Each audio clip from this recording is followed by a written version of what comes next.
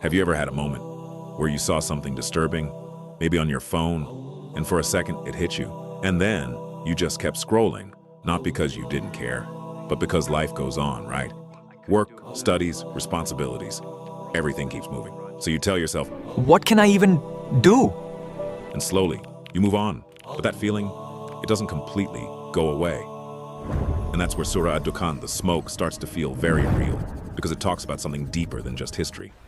It talks about what happens when people start ignoring truth.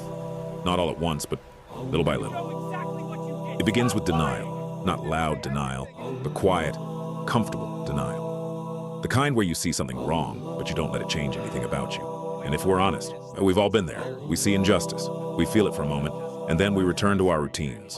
We eat, we laugh, we scroll, we sleep. Meanwhile, somewhere else, someone is living a completely different reality. Children are being pulled out of rubble. Families are losing everything in seconds.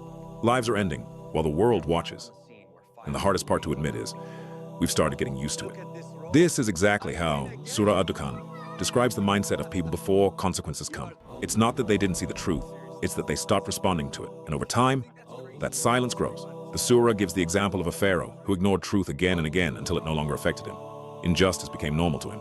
Here's the thing, that pattern doesn't just exist in history. Small pharaohs exists in all of us.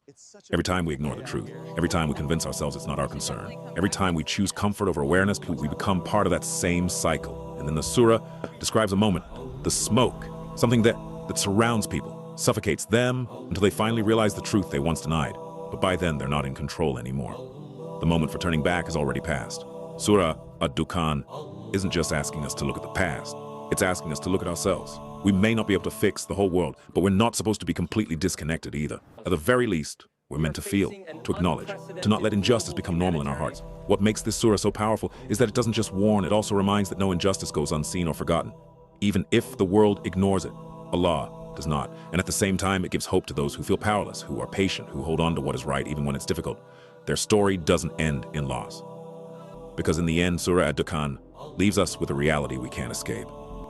Power fades as systems collapse, but truth and justice always return.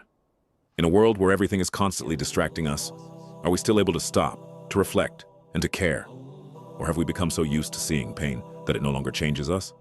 Because sometimes the scariest thing isn't what's happening in the world, it's how easily we learn to live with it.